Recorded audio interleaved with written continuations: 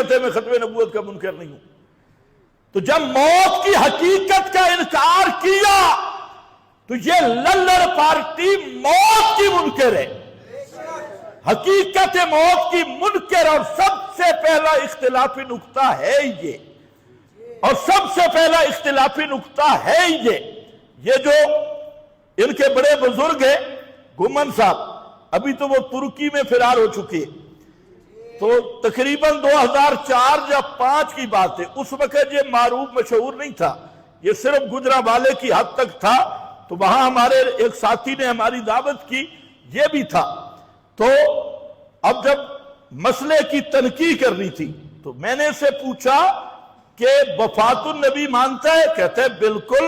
میں نے پوچھا کیا وفات النبی موت الانبیاء کیسے، حبس روح یا خروج روح؟ حبس روح یا خروج روح، یعنی انبیاء کی ارواح ابدان سے نکلتی ہیں یا نہیں؟ تو آپ یقین کریں یہ ایسے دیکھ رہا، کہتے ہیں چھوڑو چھوڑو. کیا چھوڑو؟ کہتے ہیں جی اس طرح ہے 10 علماء میں بلاؤں گا، 10 علماء آپ بلائیں، شیخ الاسلام مولانا محمد تقی عثمانی کو بھی میں بلاؤں گا، آپ بھی 10 علماء لائیں، ہم بھی 10 علماء لائیں، تو بیٹھ کے افہام و تفہیم کریں گے اور تنقیح کریں گے. ادھر بھی ذمہ دار ہوں ادھر بھی ذمہ دار ہوں. تو میں نے کہا لاؤ، لیکن میں نے کہا گھمن صاحب اب تو بہانہ کر رہا ہے، اب بھی اس مجلس سے جان چھڑانے کے لیے، اور جہاں اب پکڑا گیا میں نے تو ابھی پوچھنا ہے روح نکلی یا نہیں، پھر میں نے پوچھنا ہے اگر نکلی تو پھر ارواح ان ابدان میں ہیں یا نہیں، اور پھر اگر تعلق ہے تعلق کون سا ہے؟ یہ تو بڑی بات ہونی ہے.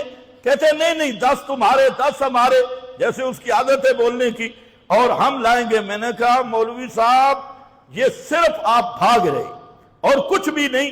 تو اگر یہی ہے تو پھر آپ کیوں تشریف لائے؟ ان 10 علماء کو کیوں نہیں لائے؟ تو 10 علماء، اور میں نے کہا کہ تو مر جائے گا کبھی بھی 10 علماء تو آئندہ سامنے نہیں لائے گا. اور ایسے ہی الحمدللہ اب تک ہوا کہ اس 2005 سے آج تک 10 تو چھوڑو، خود گھمن کو بھی ہمت نہیں سامنے آنے کی، اکیلا بھی نہیں آیا، 10 بھی نہیں لایا. تو پچھلے دنوں انٹرویو ہوا، خیر اس کا تو الگ ہم آپریشن کریں گے، جس میں اس نے جھوٹ بولے اور مختلف قسم کے جھوٹ بولے. تو خیر میں عرض یہ کر رہا تھا کہ اصل مسئلہ یہ ہے، یہ مسئلہ ہے. اور جس آدمی نے گھمن سے انٹرویو کیا اس سے میری درخواست ہے کہ میرے پاس بھی انٹرویو کر لا، کیونکہ اس کی بات سنیے، اب میرے پاس بھی میں بھی آپ کو بتاؤں کہ حقائق کیا ہے. ہاں، اور باقی یہ چھوٹے چھوٹے چیلے میں دیکھ رہا ہوں 10-15 دن سے لگے ہیں. کوئی کہتا ہے جی میں مناظرہ کرتا ہوں، کوئی کہتا ہے میں مناظرہ کرتا ہوں. تو بات ذہن میں رکھ لو، یہ جتنے چھوٹے چھوٹے چیلے ہیں نا، ان کے لیے ہم نے اپنے ایسے طلبہ تیار کر دیے ہیں کہ یہ ہمارے ثانیہ عامہ دوسرے سال کے طالب علم سے مناظرہ کر کے دیکھیں. اور اللہ کے فضل سے جو آپ بیٹھے ہیں ادھر جمعہ پڑھنے والے، ان کے ساتھ یہ 2 منٹ نہیں گفتگو کر سکتے، اور یہ صرف اپنا وظیفہ بڑھانے کے لیے ہمیں گالیاں دیتے ہیں جی فلانے کو نکالو فلانے. اور میں نے کہا بچے چوہے مارنے کے لیے ایٹم بم کی ضرورت نہیں ہوتی.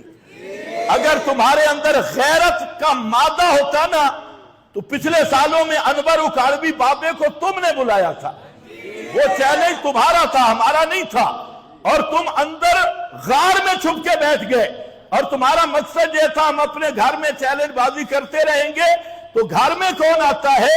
اللہ کے فضل سے جب وہ شکار ہمارا تھا تو ہم اس شکار کے لیے تمہارے گھر کے اندر پہنچے، اور پھر اس کو اندر بند کر دیا بابے جی کو، اور بابے جی کو باہر ہوا ہی نہیں لگائی.